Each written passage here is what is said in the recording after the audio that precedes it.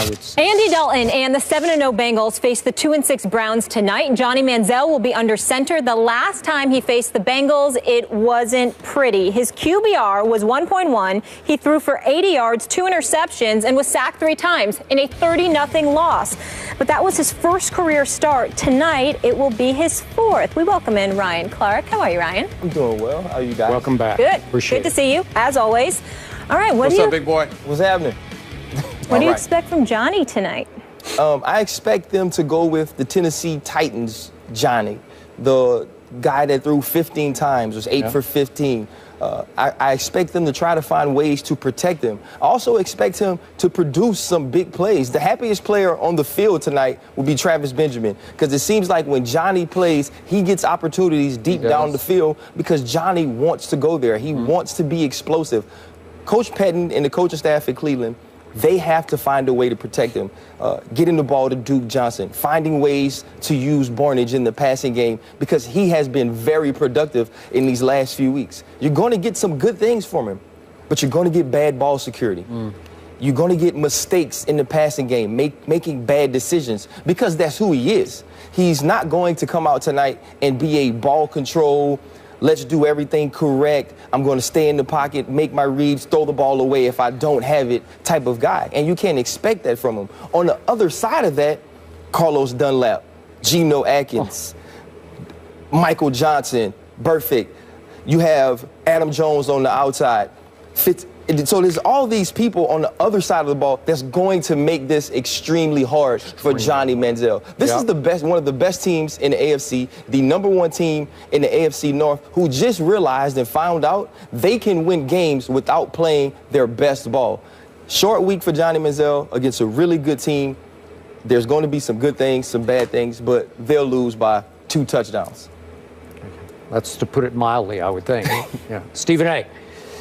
Nothing but love and respect from my Libra brother, Ryan Clark, up there. Libra? Wait, where did that come from? It's a great month. It's a great month. Well, what are we talking about? He's born October 12th. I'm October 14th.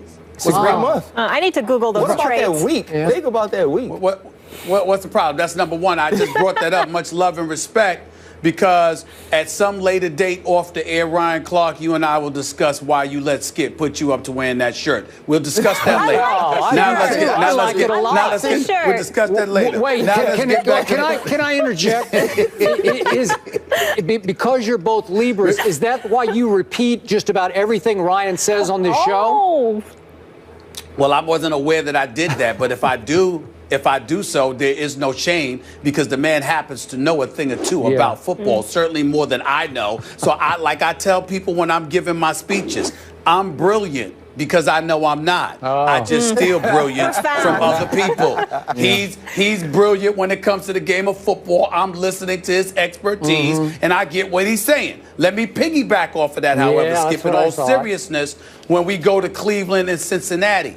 We've been talking about Johnny Manziel and the absence of weapons. Skip, this team has a decent passing attack. They've got a top 10 passing attack. Their problem is in running the football, because they don't have anybody that's averaging more than 3 yards a carry. So when you talk about a Duke Johnson, you've got to get him the ball. You're talking about a Kelvin Benjamin, you've got to get him the ball. You're looking at some of these guys, the Gabriels of the world, Barnage of the world. You got to get these guys the football. They seem capable of doing so with the Johnny Manziel, but they're going up against a superior Cincinnati Bengals team on the road. If they could run the ball more effectively, I would have more faith that they could make this an interesting game. But Ryan, Skip, because I think they're going to have to air it out in order to really put some points on the board, I think to some degree that's going to play in the Cincinnati's hands. I think that you're going to see guys getting a hat on Johnny Manziel. I could see 1 or 2 fumbles coming tonight, Skip, and at least 1 interception. So I'm going to pick Cincinnati to win this game by about 14. I don't think that Johnny Manziel will be god-awful, but I do think that he will make some mistakes. I also believe it will be contributed to the fact that they don't have much of a running game. And the combination of that, along with his miniature status, once they put a hat on him, I think they're going to hurt him a little bit. They're going to wear him down, and there's going to be some turnovers that's going to be imminent, and that'll lead to Cleveland's demise. I'm sorry. This is going to be another nightmare for Johnny Manziel. This is wrong place, wrong time, wrong opponent, division rival. You can argue that the Browns will get up for this because it's somewhat of a rivalry, Ohio rivalry, obviously. But listen, the Browns in points scored are 25th in the league. In points allowed, they're 26th in the league. So I don't, Josh McCown's made some decent throws because he's a tough guy. He hangs in, he's smart, and yet they can't run the ball. They're 31st in rushing, so that will take no pressure off Johnny Manziel. I thought Brian Billick was interesting on Mike and Mike this morning because he said to me, as I watch it, it's so easy right now to defend Johnny because you just tell everybody, stay in your lanes, keep him in the pocket, and play zone against him because he's played so little that you know this way better than we do. But if you just mix and match a bunch of zones that are just so confusing on the fly, especially on the road against, as you said, a very talented and experienced defense, it's mind-boggling what he would see or not see because Gary Barnidge, who's had a nice year, but he's bounced around, and it's like, that's all you got is Gary Barnidge? Really? And I agree with Travis Benjamin. I mean, he can get behind people. I just don't think he'll get behind these people. I just don't think they'll allow it. And I don't think Johnny will have enough time. And we know that when Johnny gets outside the pocket, he can do as much damage as anybody in pro football when he gets outside. I don't think they will allow it. I think Marvin Lewis is too good at coaching that side of the ball. And in Cleveland's side of the ball, Joe Hayden, who's the best player in their defense to me, we had him on the show back at the NBA Finals, great young man. God bless him. He's in the concussion protocol. I'm almost sure he's not going to play tonight.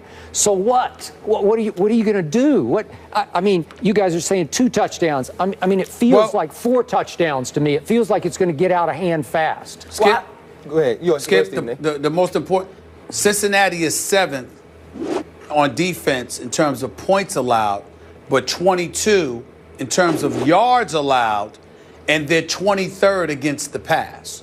So what that says to me, because I see the personnel that they have and I know they're talented enough, is that they take a lot of chances. They bend, but they don't necessarily break, but they take a lot of chances. And I believe that because it's Johnny Manziel that's out there, somebody that they've clearly rattled in the past, I think you'll see Cincinnati taking a few things for granted, taking a few chances, and opening up opportunities for Johnny Manziel to exploit. He'll lose more than he'll win, but I think he'll have some good moments tonight and at least attempt to make it respectable. I think he'll pull that off to some degree for at least 3 quarters. Can I throw one thing out there? Dalton has struggled against the Browns, guys. They've held him under 120 yards passing the last 3 times they played. The last 2 home games, a QBR of 4.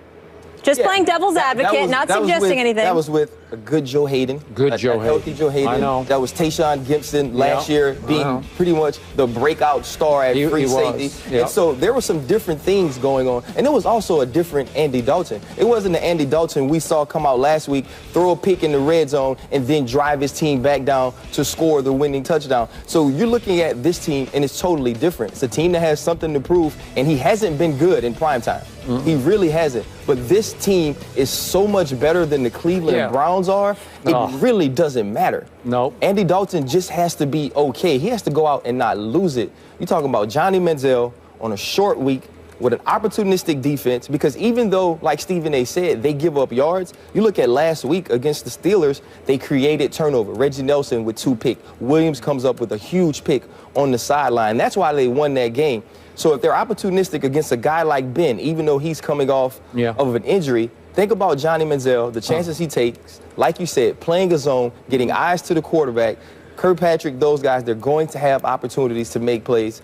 And I think they make plays tonight, enough plays that this game's not even close. Okay, quick thought from you. Johnny's future in this league, in football in general. I think Johnny can play. Okay. I think they're doing a really good job of bringing him along slowly. I have confidence that he can be a starting quarterback in this league. Do I think he can be an elite Pro Bowl level quarterback? I don't believe so, but I do believe he can lead a team to wins in this league. In Cleveland or elsewhere? I think he's going to have to be elsewhere. I don't think that's the place for him to excel. They don't really have the right people around him, and their offense isn't ran in a way I feel like he can be super productive. Skip, Ryan, Molly, 3 quarterbacks. Johnny Manziel, RG3, Colin Kaepernick, all need to be elsewhere. Yeah. Yes. Season. Agreed. Yep. Can I get a score quick, guys? Let me answer this real quick. Go for just it. real quick.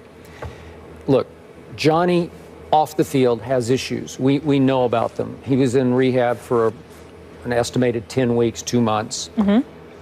And he came back into this year on a zero tolerance policy, and then he had this incident, and it really, really disappointed me. I'm a big fan of his on and off the field, but I think he did himself so much damage around the league in interest level on other teams because he showed everybody, I don't really care about football that much because I'm going to threaten it with this incident. And I'm going to admit to the cops, well, I'm off the wagon. I had a couple of drinks earlier today. Then you got the incident with his live-in girlfriend, and we're not sure how that's going to come out after the investigation. And I think other teams said, really? That's all you got? That's all you care about what's left of your career? Skip, let me tell you why I want to emphasize, you're not wrong. But I'm going to tell you why I think you're a bit more alarmed than you need to be. I think the combination of his troubles are exacerbated by knowing, I'm going to use this phrase, I think he's in a hostile working environment. What I mean by that is that hostile working environment, in some people's eyes, at least to some degree, is defined by being in a place where you know you're not wanted by some powers that be. And life is made to be unnecessarily difficult for you. The nuances of your daily activities, if you can understand where I'm coming from, Ryan, that's where I'm going here. I think it's the combination of his troubles combined with the working environment, combined with the people that he has around his personal life. Because aside from the incident in question that we're still trying to learn about as it pertained to his girlfriend and he being pulled over by the police, it was clear that he ain't the only one that was drinking something. So if you have somebody in an intimate capacity that's involved in your life, and the very, very thing that inhibits you and is a detriment and an Achilles to you is surrounded by you because of who you have in your life, then you got some changes to make. Correct. And so for me, it's about him needing a different location more so than anything else. And I think that different location ultimately assists everything, because if you're in a better working environment, you got a better attitude. When you have a better attitude, it's almost like having money. If you've got something and if you don't have anything, Skip, one of the problems we've got in our society, if you don't have anything, you don't have anything to lose. But when you have something to lose, and then you guard it better. And as a result, the company that you keep, the environment that you're around, the people that you allow to be in your inner circle, you are much, much more guarded. So I think the second he goes elsewhere to a place that welcomes him, I think everything will get better from that point forward. And that's why I say I don't think that you should be as worried. The big problem in all of this is that man is in Cleveland. I think if he were in Texas, with the Houston Texans or somebody, I think it would be a better environment. Yeah, I agree with your premise, and I hope you're right about his future. Yep. And also, I like the cap and RG3 there as well. Also need a change of environment. Ryan sticking with us. Up next, let's talk about some champions, guys. JPP back on the practice field with the G-Men, and he could play this weekend. Yeah.